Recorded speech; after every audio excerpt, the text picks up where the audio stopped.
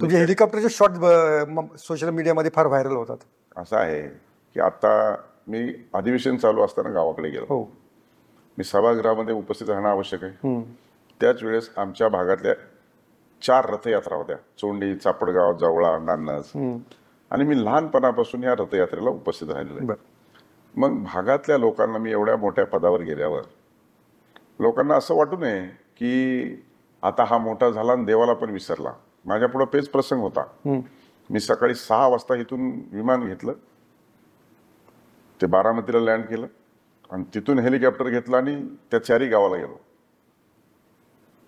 शेवटी आपण लोकातला माणूस आहे आणि जिथून आपली उत्क्रांती झाली तिथं आपण विसरून कसं चालू शकतो. आणि त्यामुळे ते सगळ्या रथाचं, देवाचं दर्शन घेतलं, लोकांना, कार्यकर्त्यांना भेटलो आणि वेळेत सभागृहामध्ये प्रश्नोत्तराच्या तासाला उपलब्ध झालो.